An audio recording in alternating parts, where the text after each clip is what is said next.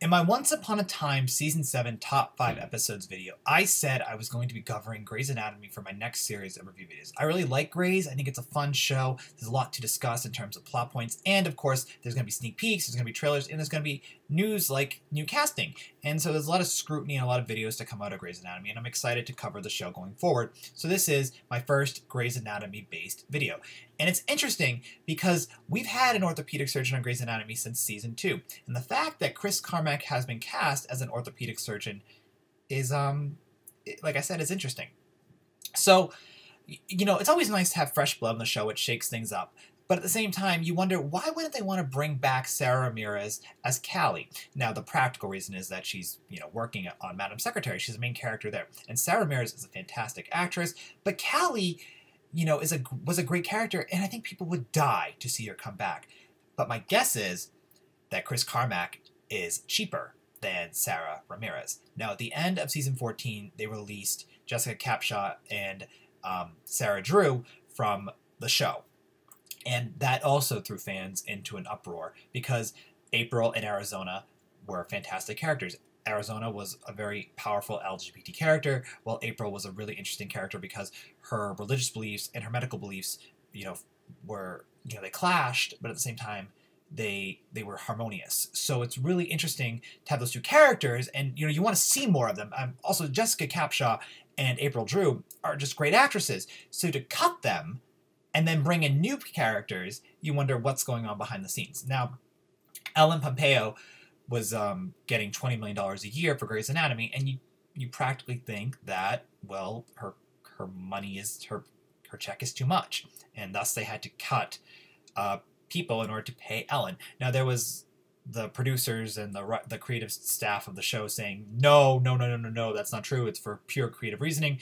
And, you know, as, you know, from a business standpoint, they have to say that in order to keep the reputation positive and make sure that it's not you don't want to cannibalize the show by saying that your main character, yes, makes more money, but you don't want to say she's making more money, and because of that, it needs to release other characters. But at the same time, they cast Chris Carmack to be a new orthopedic surgeon, and they already had an orthopedic surgeon on the show, and then they brought back Kim Raver to be Teddy, and, you know, did you need Teddy, but you want to get rid of both April and Arizona? Because April and Arizona, you know, granted, they've been on the show for years, and Teddy was only on the show since Season 6, I believe.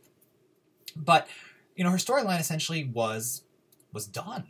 And I think, you know, because the Season 14 finale really hinged on Teddy being pregnant with possibly Owen's baby, you know, the drama of Season 14, at least the first 11 or so episodes, is going to probably be really based on Kim Raver's performance.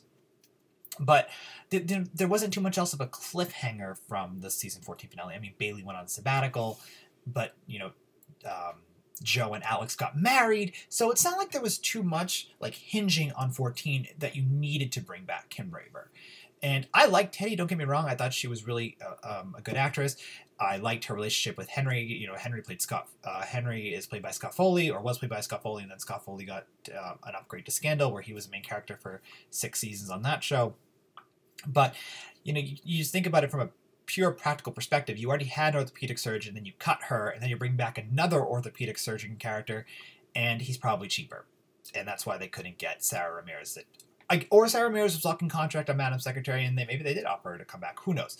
But again, my bet is that Chris Carmack and Kim Raver are both cheaper than Jessica Capshaw and Sarah Drew, and they essentially were able to say, okay, you can come back, we'll pay you this amount of money, this will be your role. And they were like, all right, awesome, it's a job. But I personally will miss Arizona and April. I really like them. I like Ellen Pompeo. I think she's a great actress. I like the character of Meredith Grey, though I think Meredith sometimes has her moments where you're kind of like, okay, Meredith, stop. But again, this is talking about Chris Carmack. So I like the fact that we're getting new blood to come into the show. It's going to shake things up. It'll be good in that regard. But you just... The season lost a lot of heart, or the show lost a lot of heart, because, again, you lose Sarah and you lose Jessica, so you wonder what Chris Carmack will bring. Now, he's a really good actor because he was on Nashville, a great show. He was also in Desperate Housewives just for one episode, but his character was really fun on Desperate Housewives, so he can play a lot of different roles. And I trust the creative team of Grey's Anatomy in order to have his character be interesting. And because he's recurring, that means he's not going to be in every episode of the season. But at the same time, a recurring character for Grey's Anatomy generally means if his character is well received, he will be cast as a main character going forward should the show be renewed for season 16. And my guess is that Grey's Anatomy might get that season 16. It's a really good show. It's definitely going to last throughout season 15. But anywho, I'm really curious what you guys have to say about Chris Carmack being cast as an ortho surgeon. Are you upset that he was cast as opposed to Sarah Ramirez coming back as Callie? What do you think his storyline could be? That's also another thing, is the article is very sparse in terms of his storyline. I wonder like how much drama he's going to spice up. You know, Meredith, her one true love was Derek, and they tried to give her a romance, but it didn't really work as well as you would hope.